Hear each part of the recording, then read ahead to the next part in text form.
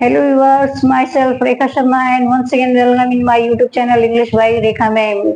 Today we are going to discuss about adverb और उसके पहले आप लोगों को बता दें कि एडवर्ब होता क्या है। एडवर्ब के बारे में आपने पढ़ रखा हो। एडवर्ब जो होता है वो पार्ट्स ऑफ स्पीच का ही एक पार्ट होता है और एडवर्ब के बारे में बताया गया था कि एडवर्ब जो होता है स्पेशली किसको क्वालिफाई करता है, या तो वर्ब को या तो एडजेक्टिव को।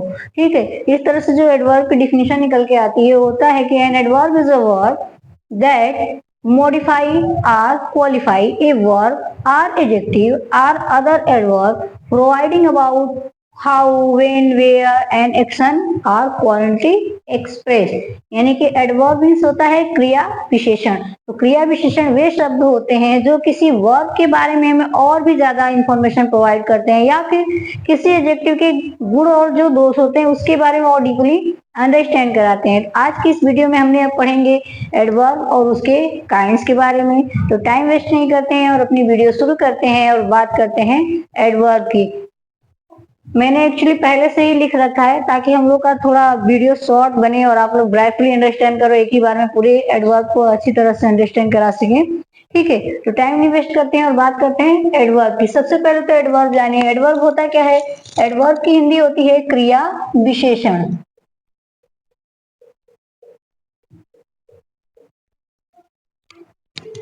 यानी क्रिया और विशेषण दो चीजों से मिलकर बन गया है क्या आपका एडवर्ब। यानी कि क्रिया के बारे में बता रहा है और विशेषण के बारे में भी। इस तरह से जो इसकी डिफिनेशन निकल के आती है वो होता है कि an is a word that modify a verb or adjective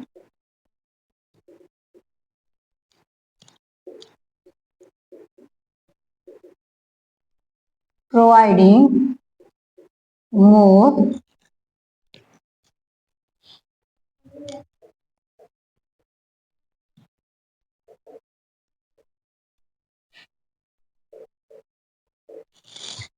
ठीक है।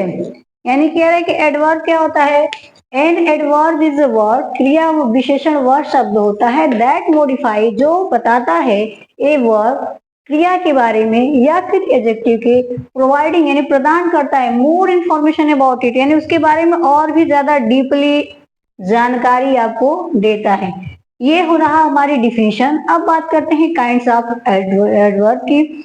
टोटल आपके जो होते हैं 8 काइंड्स ऑफ एडवर्ब होते हैं जिसको बहुत ही अच्छे से आप लोग आज समझ लोगे और जान भी जाएंगे। ठीक है, थोड़ी सी अंडरस्टैंडिंग की जरूरत है। सबसे पहले आपका है एडवर्ब ऑफ मैनर। मैनर मतलब क्या होता है, या तो ढंग या तो तौर तरीके को कहते हैं। ठीक है, तो this adverb show how an action is perform यानी यह एडवर्ब आपको ये बताता है कि जो आपका एडवर्ब होता है उसमें कार्य किस प्रकार से किया जाता है। जैसे इसमें कुछ इंपॉर्टेंट जो आपके एडवर्ब ऑफ मैनर होते हैं, ब्यूटीफुल होता है, शो हो गया, स्लोली हो गया, बैडली हो गया, क्विकली। जैसे हमने एग्जाम्पल के तौर पे बोला ही स्पीक वेरी क्विकली, वो बहुत तेज बोलता है। ही रन वेरी स्लोली, वो बहुत धीरे धीरे दौड़ता है। ये आपके एडवर्ब ऑफ मैनर होते हैं, एक तरीके को दिखाते हैं कि वो किस तरह से काम को कर रहा है, किस तरह से उसकी एक्टिविटीज हो रही है। नेक्स्ट आपका है एडवर्ब ऑफ प्लेस। अब प्लेस से पता ही है कि एडवर्ब ऑफ प्लेस मतलब हो गया स्थान। तो कह रहा है कि it show where an action take place यानी कि एडवर्ब ऑफ प्लेस आपको स्पेशली ये जानकारी देता है कि कौन सा कार्य किस जगह पे हुआ था। जैसे here, there, up, down, away.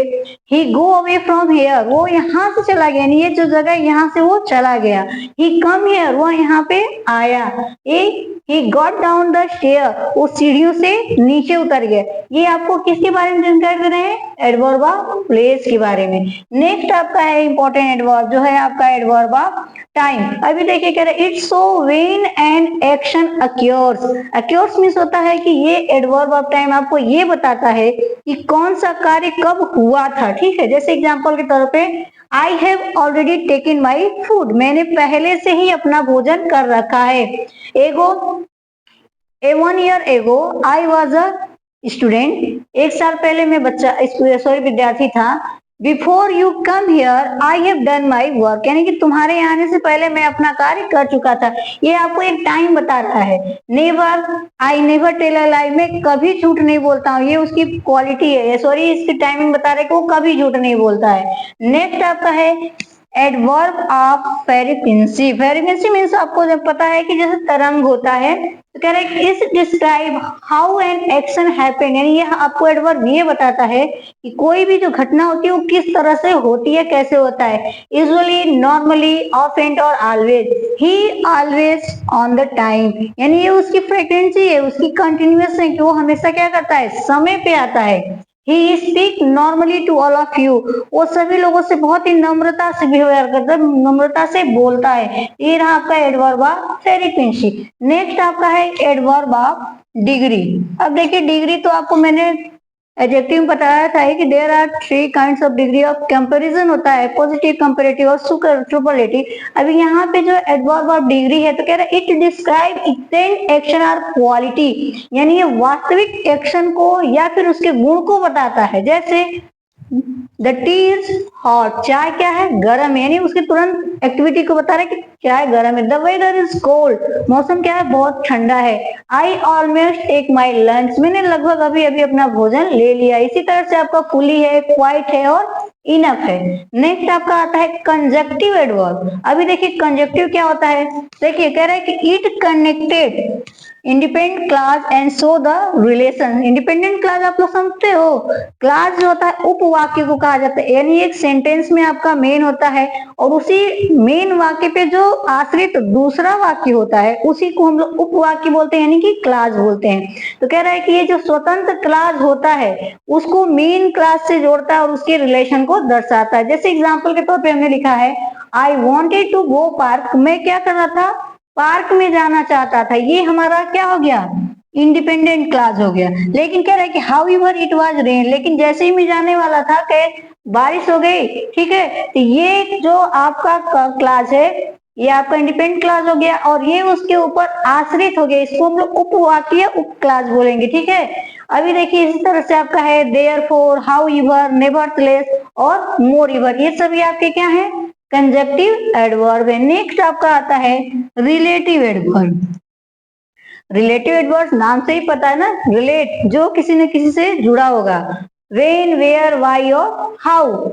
How you could say like this, तुम इस तरह से कैसे बोल सकते हो, या फिर वेन और वेयर, ये भी आपके क्या है, रिलेटिव एडवर्ब है। नेक्स्ट आपका आता है इंट्रोगेटिव एडवर्ब। कह रहा है कि it you to ask a question about manner, place और टाइम, यानी कि जो प्रश्नवाचक एडवर्ब यानी क्रिया विशेषण जो होता है ये हमेशा क्या, use to ask a question about manner, place और टाइम या रीजन, या तो उसके ढंग को या फिर स्थान के या फिर समय के या फिर किसी कारण के पूछने के बारे में कौन काम करता है, इंट्रोगेटिव एडवर्ब। जैसे how did you get here, तुम यहाँ पर कैसे आ गए। Why did you do that, तुमने ऐसा क्यों किया।